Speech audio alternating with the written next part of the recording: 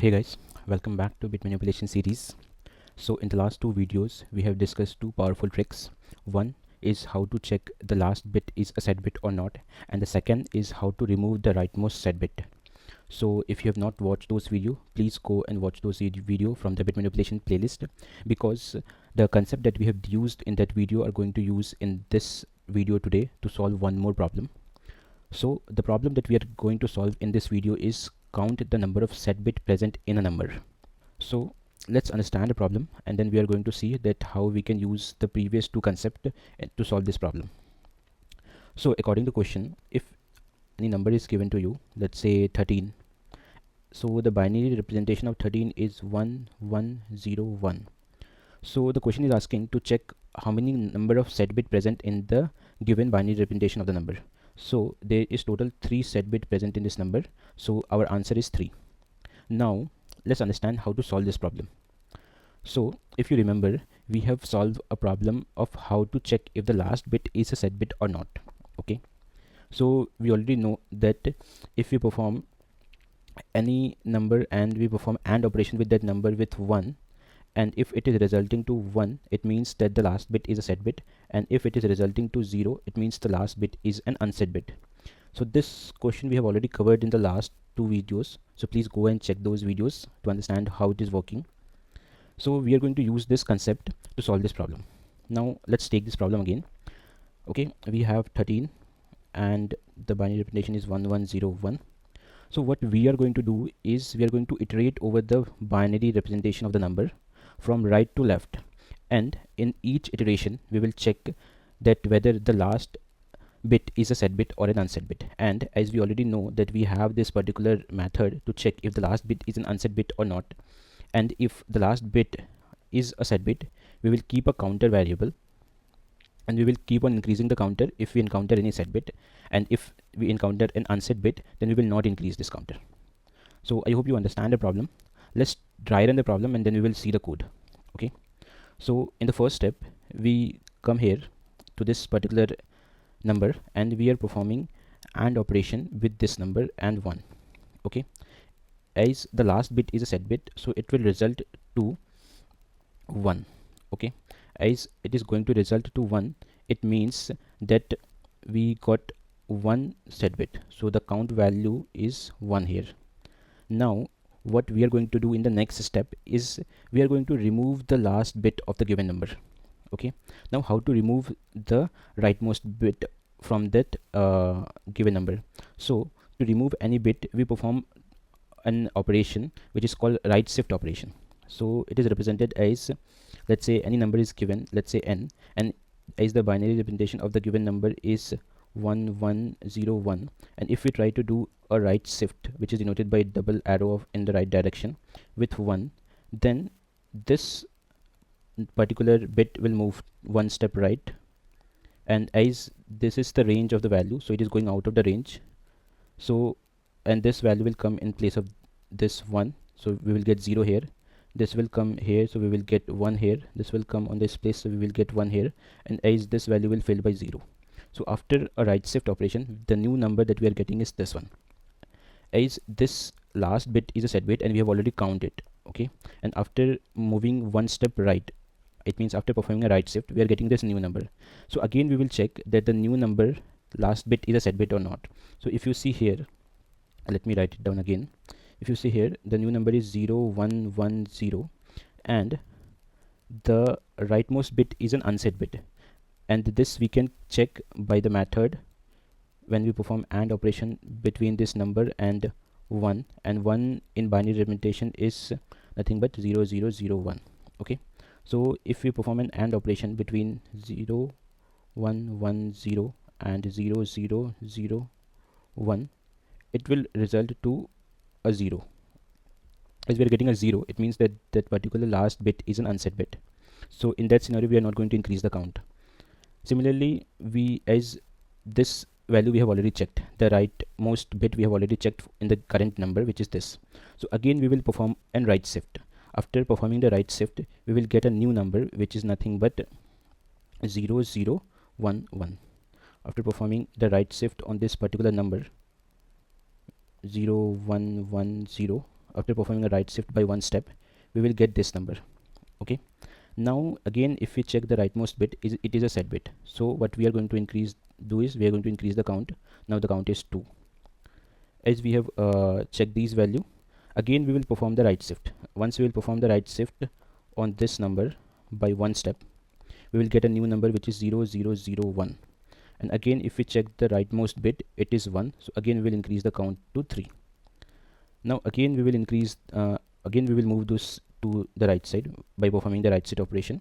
So the new number that we will get is 001. After performing the right shift by one step, we will get 0000. So as we get a 0 here, where the binary representation of 000 is nothing but 0, we will stop our loop here. So the total count that we are getting here is nothing but 3.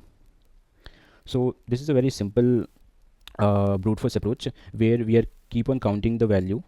As initial value we have is 1101, and we keep on checking the rightmost value, and once we check the value whether it is a set bit or not, if it is a set bit, we are increasing the count, and then we are removing this last bit out of the scope, as we have already checked which kind of bit it is a set bit. Again the new value that we are getting is 0110. Again we are checking this particular value, as it is an unset bit, we are not increasing the count. Again after performing the right shift operation, we are getting a new value which is 0011, so it is a set bit. Again we are increasing the count.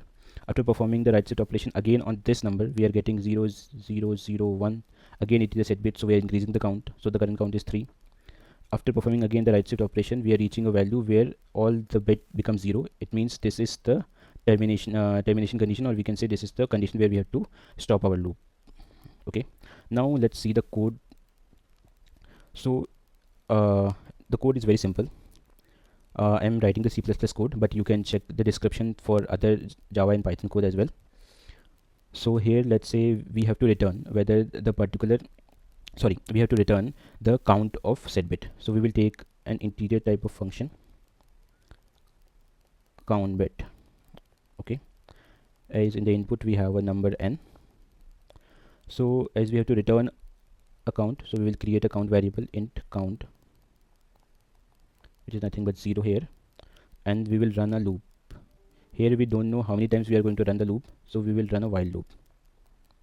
And the termination condition, or the condition where we have to stop the loop, is when n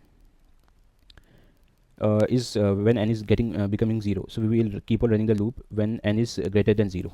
Okay, now in the first step what we are going to do is, like, we are going to check if condition we have to write, and we are going to check if the last bit is a set bit or not. So to check this, we have a formula n and operation with 1. If it is returning true, it means the last bit is a set bit, and we will increase the counter variable here. And even it doesn't matter it is a set bit or not, we have to perform the right shift operation in each iteration. So here outside of this, we are going to perform the right shift operation on this particular number, and which is denoted by this double arrow and 1. 1 means that we are performing right shift by one step only. So this is the small code that we have to write to check the number of set bit in a given number, and at the end we have to return the count. That's it. And the problem that we are solving this, it will having a time complexity of O of log of n, because we are checking all the bit by right shifting. Okay, so this is the time complexity. Space complexity, as we are not using any extra space, so it is a constant time. So I hope you have understood this approach. It was very easy. We are running a loop, and we are keep on moving the bit out of the range which we have already checked, and once we reach 0, we stop the loop and we return the count. Now in the next approach, we are going to use an optimize method to solve this problem. So let's discuss the approach 2 here. Approach 2 is also known as Brains-Carney's methods. Okay, in this approach we are going to use the concept that we have discussed in the last video. If you remember, in the last video we have discussed how to remove the rightmost set bit. Okay, so to remove the rightmost set bit, we are performing an operation where we are doing an AND operation between the given number and the number less than that number. And once we perform this operation, the rightmost set bit is and once we are performing this operation, we are removing the rightmost set bit from the given number, and we are going to use this same concept to solve this particular problem. Let's understand the approach that we are going to follow here. So what this formula, or we can say what this method is doing, is like in each step it is going to remove the rightmost set bit. So let's take an example 13 here, 1 1 0 1. So if we try to perform this operation on the given number 13, so in the first iteration the number which is 1101, the rightmost set bit is this one. Okay, and if we try to perform this operation, it will remove the rightmost set bit, which is nothing but this one. After removing the rightmost set bit, the second value, or the value that we will get here, is nothing but 1100. Now let's say if you perform the same operation on the new number, which is nothing but 1100, then this is our rightmost set bit. After performing the second iteration, we will get 1000. Okay, after performing this operation on the new number which we got, we will get this number here. And after the third iteration, as now in this value, this is the rightmost set bit. Okay, and if we try to apply the same method on this new number here, in the third iteration we will convert this rightmost set bit also to 0, and at the end we will get the output as at the end we will get the value converted to 0. So it means that we can solve this particular problem in just 3 steps, where in the previous method we were running the loop for each bit. If you see here, we are running the loop for each bit and we are keep on increasing, or we are keep on moving the bits one by one. But here we are not running the loop for each bit, we are only running the loop based on the number of set bit present in the given number. If you're getting confused here, let me try run by taking one example here. Again, we're taking the same example, which is nothing but n, which is 13, and which is here 1101, and as we required n minus 1 value as well, which is 12, which is nothing but 1100. If we try to do AND operation here, we will get 0011. So after first iteration we are getting this number, and the number of iteration we have to count and return that as a result. So this is the first iteration, so we are keeping a variable of count 1.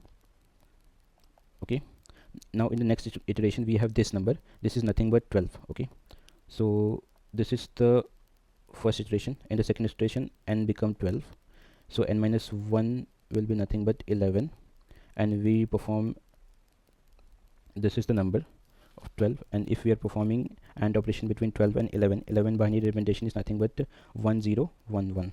Okay, if we're performing the AND operation between these two numbers, we are getting this as a result, as we have done the iteration 2 times, so we have increased the count by 2. So this is the second iteration that we have performed. The third iteration that I am performing, okay, is here itself. Now the new number is nothing but n is equals to 8. So the binary representation of 8 is nothing but 1000, and we also required n minus 1 here, which is 7. So binary representation of 7 is 0111, and if we perform AND operation between these two numbers, we are getting 0. Once we reach a value 0, we will stop the loop and we will return the number of iteration that we have performed. Now we have returned 3 here. So in just 3 iteration we can see that we have reached the value 0, and we can get the desired result, which is nothing but 3. Now let's see the code for this example. The code is quite simple. We are taking an integer type of function to return the count, which is count bit. A number is given, let's say n. So to return the count, we will keep a counter variable, initially initializing it to 0, as we have to stop when the value is reaching to 0. So we will run a while loop when the value is greater than 0. As soon as it reaches 0 or less than, it will stop. So here, as we are going to use the same method that we have discussed here, this to remove the rightmost set bit. So we will store the value as well, because to perform the next iteration on the same value, so we are storing the value in the same variable, and we are performing AND operation with n minus 1. And as we perform this operation, it will remove the rightmost set bit. So we will keep a counter variable here to keep counting that how many times we have performed this operation. Okay, and at the end we are going to return the count. This is quite simple, and I hope you have understand the approach as well. The approach is also simple. this is the method that we use to remove the rightmost set bit. So from the right side we will keep removing one set bit in each iteration. As in the first iteration, which is this one, we have removed this set bit. In the next iteration, if you see, we have removed this set bit, and in the last iteration we have removed this set bit. So we are running the loop as many times the number of set bit present in the given number.